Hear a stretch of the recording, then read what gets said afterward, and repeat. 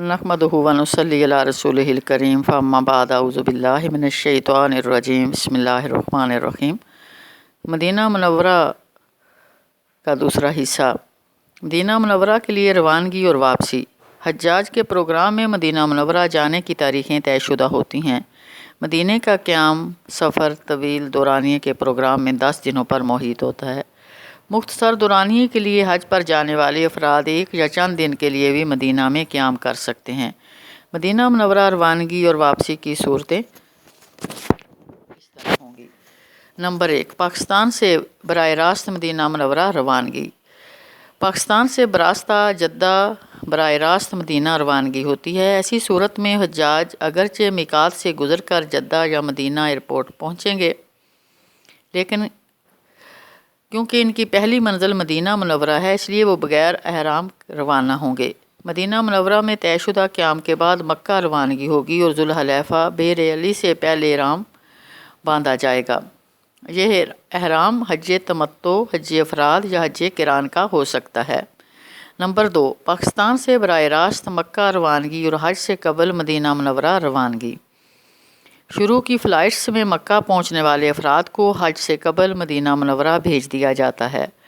ऐसे अफराद मक्का पहुंचकर उम्रा अदा करने के बाद एहराम से बाहर आ जाते हैं और तयशुदा प्रोग्राम के मुताबिक मदीना मुनव्वरा रवाना होते हैं। इन अफराद को मदीना मुनव्वरा से वापस मक्का आना है, चुनाचे ये लोग मदीना के लिए रवाना होते वक़्त तवाफ़ विदा नहीं करेंगे। मदीना में तयशुदा क़याम के बाद मक्का वापसी होगी तो अपनी रहायशगाह से ही उम्रे का एहराम बांधकर मक्का आएंगे। पाकिस्तान से बराह रास्त मक्का रवानगी और हज के बाद मदीना रवानगी। नंबर 3, जो हाजी हज की अदायगी के बाद मदीना मुनव्वरा रवाना होंगे वो अपना तमाम सामान साथ लेकर जाएंगे, क्योंकि इनकी मक्का मुअज़्ज़मा वापसी नहीं होगी।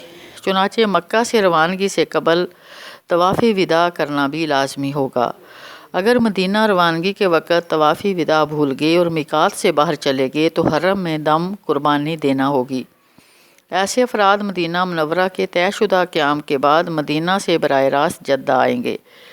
मदीना की तरफ सफ़र के दौरान नबी करीम सल्लल्लाहु अलैहि वसल्लम के सफ़र हिजरत को ज़हन में ताज़ा कीजिए, कसरत से दरूद पढ़िए और मदीना मुनव्वरा में हज़ूर अलैहिस्सलातु वस्सलाम की हयात मुबारका के वाक़यात को ज़हन में मुस्तहज़र कीजिए।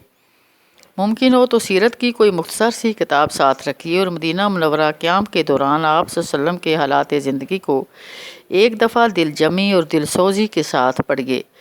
मदीना पहुँचते ही अपनी क़यामगाह पर सामान रखिए और नहा धोकर जल्द अज जल्द मस्जिद नबवी पहुँचने का कसद कीजिए। मस्जिद नबवी और कब्र मुबारक की ज़ियारत के आदाब। मस्जिद नबवी में दाखिल होते वक़्त और निकलते वक़्त मस्जिद की मारूफ़ और मसनून दुआएं पढ़ें।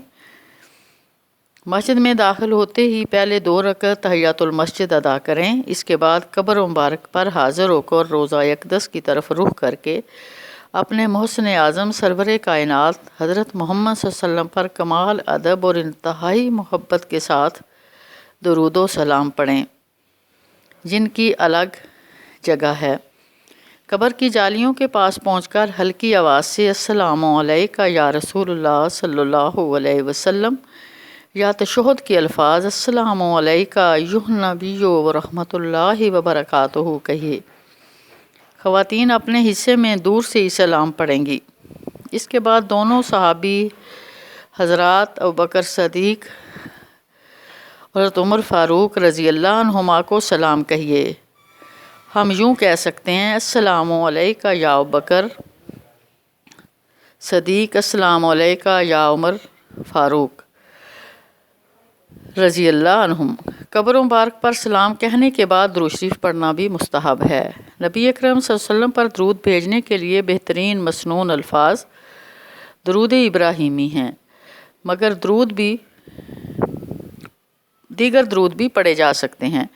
हर नमाज के बाद दुरूद व सलाम के लिए नबी अकरम सल्लल्लाहु अलैहि वसल्लम की कब्र मुबारक पर हाज़िरी का एहतमाम और तादीर वहाँ खड़े रहना ज़रूरी नहीं। सलाम पढ़ कर वहाँ से हट जाएं ताकि दूसरे लोगों को मौका मिले। मज़ीद मस्जिद में कहीं भी बैठकर दुरूद पढ़ सकते हैं। हज़रत अबू हुरैरा कहते हैं कि نبی کریم صلی اللہ علیہ وسلم نے فرمایا اپنے گھروں کو قبرستان نہ بناؤ، یعنی گھروں میں نفل نماز پڑھو اور قرآن مجید کی تلاوت کرو، اور میری قبر اور مجھ پر درود بھیجو، جہاں کہیں بھی ہوئے تمہارا وہ درود مجھے پہنچے گا۔ سبحان اللہ۔ ابو داؤد۔ دیگر اوقات میں مسجد نبوی کے باہر سے قبر کے ملحق دیوار کی طرف کھڑے ہو کر بھی سلام پیش کیا جا سکتا ہے۔ ریاض الجنہ میں عبادت کا موقع اجر و ثواب کا باعث ہے۔ یہاں 2 نفل پڑھنے کا حکم مل جائے تو خشوع خضوع سے پڑھ کر یہ دعا مانگیے کہ اللہ تعالیٰ ہمیں جنت میں ہمیشگی عطا فرمائے، آمین۔ نفل پڑھ کر وہاں سے ہٹ جائیں اور دوسروں کے لیے جگہ چھوڑ دیں۔ وہاں دیر تک رہنا، نماز پڑھنے کے لیے دوسروں کو دھکے دینا اور چیخو پکار کرنا درست نہیں ہے۔ خواتین کے لیے قبر مبارک کی زیارت کے آداب۔ خواتین کے لیے قبر پر سلام پڑھنے کے 3 اوقات متعین ہیں، اور انہی کے مطابق مسجد میں خواتین حال سے ملحقہ دروازہ کھولا جاتا ہے۔ یہ اوقات اشراق، ظہر اور عشاء کے بعد ہیں۔ خواتین کے لیے زیارت روضہ رسول صلی اللہ علیہ وسلم پر جانے کا راستہ باب عثمان باب نمبر 25 اور باب علی باب نمبر 28 کے اندر سے ہے۔ علاوہ خواتین کی نماز کی جگہ باب عمر بن خطاب اور باب ملک عبد المجید کے اندر والے حال میں بھی ہے، لیکن وہاں سے زیارت کے لیے نہیں جایا جا سکتا۔ سعودی حکومت کی طرف سے خواتین کو قبر مبارک کی حاضری اور ریاض الجنہ میں نوافل کی ادائیگی کے لیے گروپ کی شکل میں اندر لے جانے کے انتظامات کیے گئے ہیں، جو انتہائی قابل تحسین انتظام ہیں۔ مختلف ممالک سے ایک جیسی زبان بولنے اور سمجھنے والے افراد کے گروپ بنا لیے جاتے ہیں، اور ان کی قیادت کرنے والی خواتین ان کی زبان میں ان کی رہنمائی کرتی ہیں۔ ترتیب وار ایک گروپ کو مسجد کے اس حصے میں لے جایا جاتا ہے جہاں سے قبر مبارک پر سلام پڑھا جا سکتا ہے اور ریاض الجنہ میں نفل ادا کیے جا سکتے ہیں۔ اسی دوران یہ رہنما خواتین قبر مبارک کی زیارت، مسجد نبوی کی زیارت کے آداب، درود کے فضائل اور دیگر احکام بتاتی رہتی ہیں۔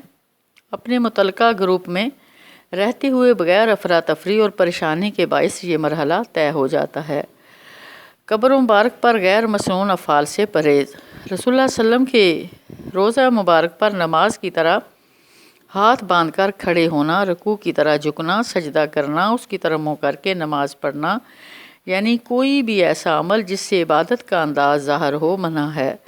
حضرت ابو ہریرہ رضی اللہ عنہ کہتے ہیں کہ رسول اللہ صلی اللہ علیہ وسلم نے فرمایا، اے اللہ میری قبر کو بت نہ بنانا۔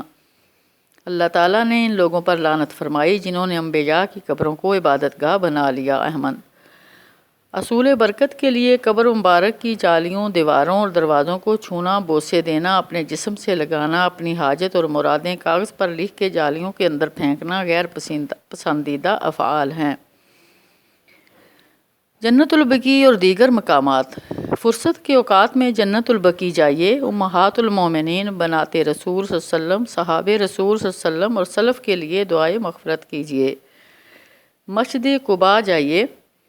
اللہ کے نبی صلی اللہ علیہ وسلم نے فرمایا، مسجد قباء میں 2 نفل پڑھنا ایک عمرے کے برابر ہے۔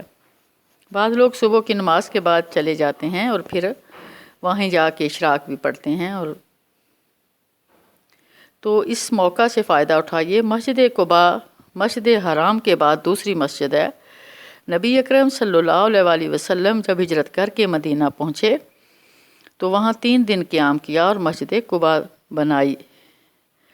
اس سے ہمارے لیے ایک اہم سبق کہ اسلامی ریاست کا سب سے اہم کام اور پہلا کام یہ ہے کہ عبادت کے مراکز کو مضبوط کرے۔ سبحان اللہ۔ نبی اکرم صلی اللہ علیہ وسلم کے اسوہ سے ہمیں یہ ملا۔ مسجد جمعہ، حضور صلی اللہ علیہ وسلم جب قباء سے نکل کر مدینہ کی طرف رخ کیا تو جمعے کا دن تھا۔ راستے میں جب پہنچے تو جمعے کی نماز کا ٹائم ہو گیا۔ وہاں حضور صلی اللہ علیہ وسلم نے نماز جمعہ پڑھائی۔ سبحان اللہ۔ اور پھر مسجد قبلتین، جہاں حضور صلی اللہ علیہ وسلم نماز پڑھ رہے تھے، 16-17 مہینے ہجرت کے بعد بیت المقدس کی طرف ہی منہ کر کے نماز پڑھتے رہے تو پھر تحویل قبلہ کا حکم آ گیا۔ نماز کے اندر ہی حضور صلی اللہ علیہ وسلم مسجد حرام کی طرف رخ پھیر لیا۔ اس مسجد کے دو قبلے ہیں، ایک بیت المقدس کی طرف اس کا محراب ہے اور دوسرا خانہ کعبہ کی طرف۔ مسجد غمامہ، مسجد خمسہ، میدان احد۔